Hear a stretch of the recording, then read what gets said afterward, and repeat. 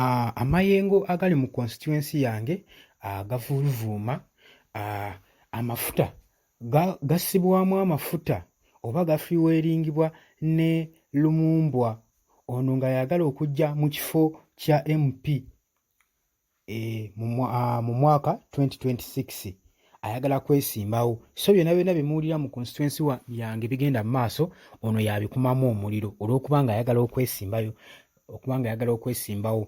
Kaakati bino bibadde bigambo bya Solomon Sseruwaye ng'agezaako okulambika ensonga waaki amayengo gayuuguugira ku constituency ye gy'akiikirira. Kaakati nno nkwanirizaako gwe mukwano gwange yeekumira ku Yugi Updates TV, kutegeeza nti okola kyamaanyi nnyo okwekumira ku mayengo gano. Yonna gy'osinziza okuba nga otuwuliriza, muganda wange nkutegeeza okola kyamaanyi nnyo. So kutegeeza teweerabira ku subscribinga, ku sharinga na commentinga. Baganda bange abali emitala w'amayanja nammwe nnyongera maaso n'okubalamusaako. Mubale kwekumira ku Yugi Updates TV. Bukooli Country Central MP Honorable Solomon Sseruwaye agamba nti nno kati nno okunenyeza kwe akutadde ku Minister wa Office of Prime Minister General Duties Honorable Kasule Lumumbwa agamba nti nno akyuzinga okubanga yateekawo koyosi eri mu constituency ya mwami Solomon Sseruwaye. Sseruwaye agamba nti nno Kasule kaakati nno akola n'amaanyi nnyo ku kwaloozi zonna ku kavuyo ne ku keyosi egenda mu maaso mu Bukooli, ng'ayagala kwakiivinga n'omulamwa nti lwakuba ayagala kwesimbawo mu kalulu ka 2026.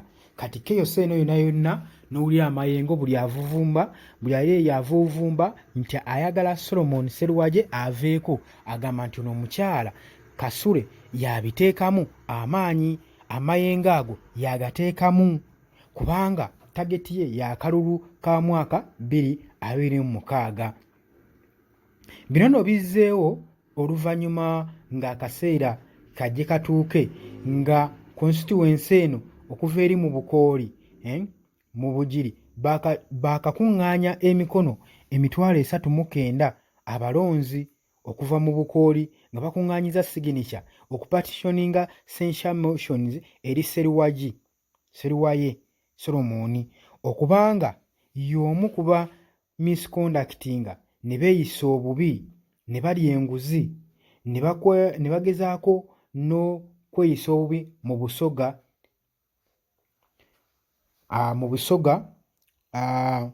oba okyabijjukira ebyo muganda wange ampuliriza. Kigambibwa nti ono yakyuzingibwa okuba nga yeeyisa bubi eri ku Bwakabaka obw'e Busoga. Kati abawagizi abasinga bagambye nti nno bagamba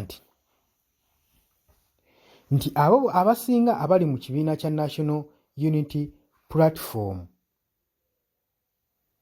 bagambye nti nno naye kaakati ku Sseruwaye tetukyamubalirako ffe.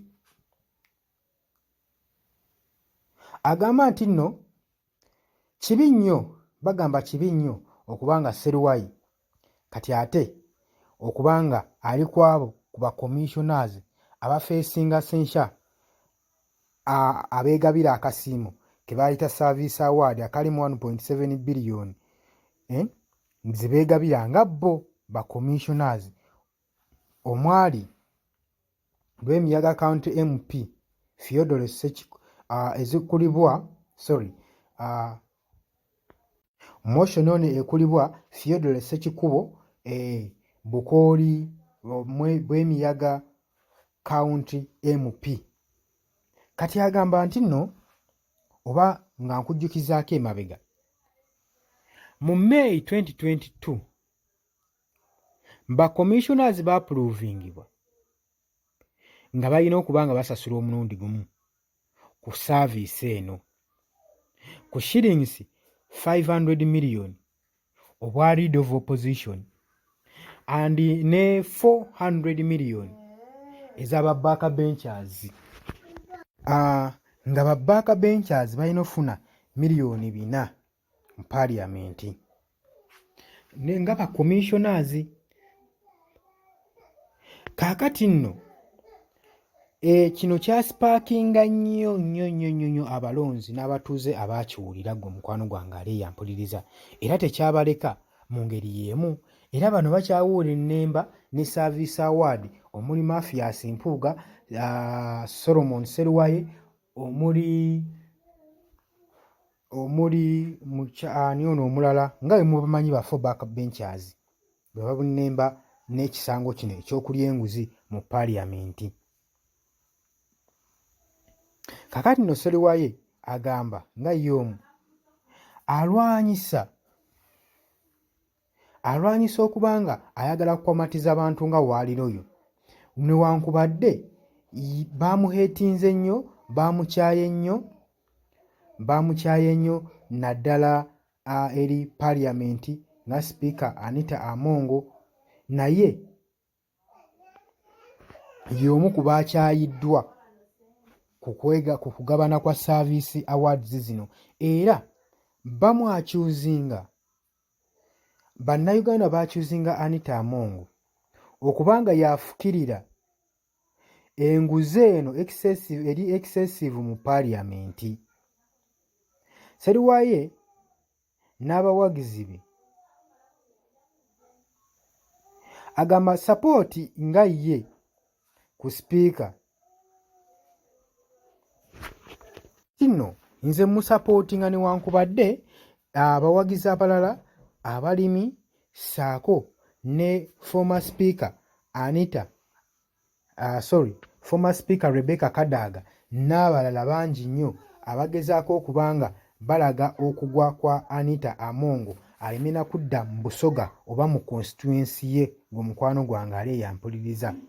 Naye Electoral Commission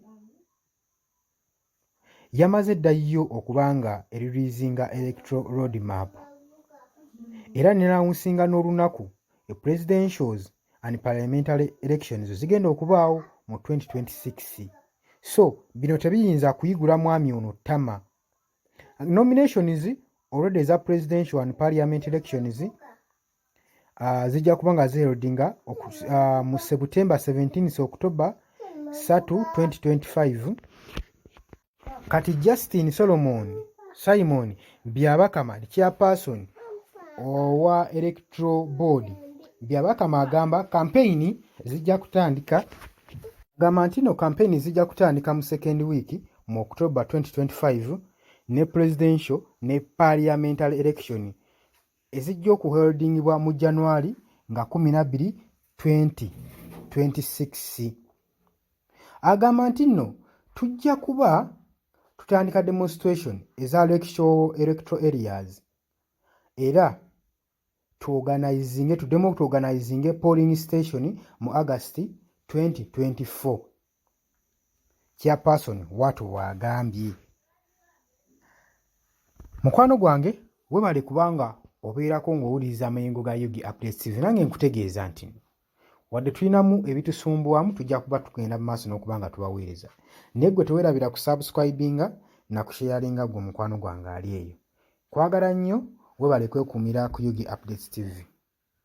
Bannabulaaya nammwe mbatumidde nnyo, abali ebweru abagenda okukalazana okuba ekyeyo nammwe mbalamusizzaako, mwebale kwekuumira ku Yugi Updates TV.